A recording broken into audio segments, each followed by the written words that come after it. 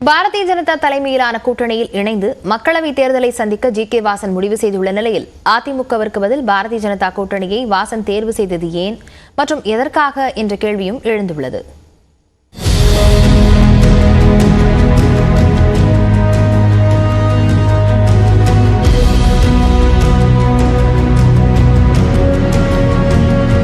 தமிழ் மாநில காங்கிரஸ் கட்சி தேசிய ஜனநாயக கூட்டணியில் அங்கம் வகித்து பாரதிய ஜனதா கட்சியினுடைய தலைமையில் நாடாளுமன்ற தேர்தலை சந்திக்கிறது. மக்களவைத் தேர்தல் அறிவிப்பு வெளியாக இன்னும் சில நாட்களே இருக்கும் நிலையில் தமிழ்நாட்டில் பாஜக தலைமையிலான கூட்டணியில் எந்தெந்த கட்சிகள் இணையும் என்ற கேள்விக்கு முழுமையான விடை கிடைக்காமல் இருந்தது.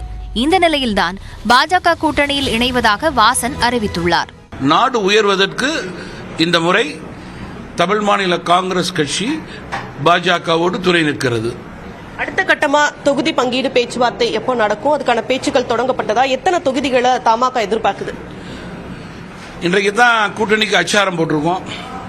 வரும் நாட்களிலே படிப்படியாக கூட்டணி கட்சியினுடைய மாவட்ட தலைவர்கள் பொறுப்பாளர்களோடு பேசி பாஜக என்ன கோட்பாடு ஏற்படுத்தியிருக்காங்களோ அதற்கேற்றவாறு கூட்டணியுடைய முக்கிய கட்சியான தமாக பேச்சுவார்த்தையிலே கலந்து கொள்ளும். அது போக போக தான் தெரியும். கூட்டணி அறிவிப்பை ஜி.கே. வாசன் வெளியிட்ட நிலையில் தமிழ் மாநில காங்கிரஸ் அலுவலகத்திற்கு சென்று அவரை சந்தித்த அண்ணாமலை ஜி.கே. வாசனின் அரசியல் ஆலோசனைகள் தனக்கு மிகப்பெரிய பலம் என்று புகழாரம் சூட்டினார்.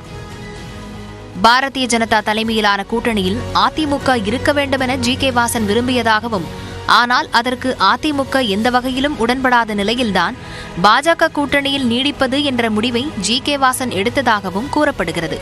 இதனை தமிழ்நாடு பாஜக தலைவர் அண்ணாமலையின் பேச்சும் உறுதி செய்திருக்கிறது.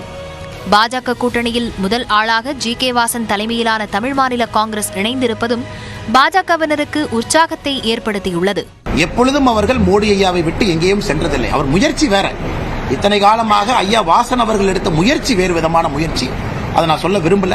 அது வாசன் ஐயா அவருடைய மனதிற்கு என்ன சரின்னு பட்டுச்சோ அதற்கான முயற்சியை ஒரு 6-7 மாதமா எடுத்தாங்க. முழு மனசோடு எடுத்தாங்க. அதே நேரம் பாஜக கூட்டணியில் ஜி.கே. வாசன் இணைந்தாலும் இன்னும் தொகுதி பங்கீடு இறுதி செய்யப்படவில்லை என்றே தகவல்கள் தெரிவிக்கின்றன. பாஜக கூட்டணியில் தேமுதிக அல்லது பாமக உள்ளிட்ட கட்சிகளும் இணைய வாய்ப்புள்ளதாக கூறப்படுவதால் கூட்டணி இறுதி செய்யப்பட்ட பிறகே தமிழ் மாநில காங்கிரசுக்கு எத்தனை மக்களவை இடங்கள் என்பது தொடர்பாக அதிகாரப்பூர்வ அறிவிப்பு வெளியாகும் என தெரிகிறது.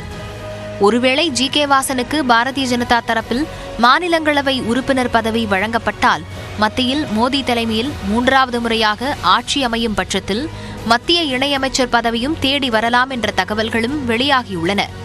இதனிடையே பாஜக கூட்டணியை ஜி.கே. வாசன் தேடிச் சென்றாலும் அவர் எங்கிருந்தாலும் வாழ்க என்ற ரீதியில் வாழ்த்து தெரிவித்துள்ளார் அதிமுக முன்னாள் அமைச்சர் ஜெயக்குமார். தமிழ் மாநில காங்கிரஸ் நிர்வாகிகளின் கருத்துக்கு ஏற்ப ஜி.கே. வாசன் கூட்டணி முடிவை எடுத்தாலும் அவருடனான தனிப்பட்ட நட்பு என்றும் மாறாது என நியூஸ் 18 தமிழ்நாட்டுக்கு ஜெயக்குமார் அளித்த தொலைபேசி பேட்டியில் தெரிவித்தார்.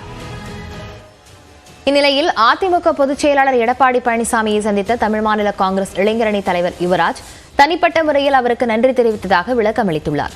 இது தொடர்பாக அறிக்கை வெளியிட்டுள்ள அவர் 2019ஆம் ஆண்டு முதல் அதிமுக கூட்டணியோடு பல தேர்தல்கள் மற்றும் தமிழ்நாட்டின் நலனுக்காக ஒன்றிணைந்து குரல் கொடுத்ததாக குறிப்பிட்டுள்ளார். அதற்கும் மேலாக நல்ல நட்போடு அரசியல் பணியாற்றி வந்ததாகவும் யுவராஜ் கூறியுள்ளார். காமராஜர் மற்றும் மூப்பனார் வழியில் அரசியல் பயின்றவன் என்பதால் தனிப்பட்ட முறையில் குடும்பத்தினருடன் சென்று எடப்பாடி பழனிசாமிக்கு நன்றி தெரிவித்ததாக யுவராஜ் விளக்கம் அளித்துள்ளார்.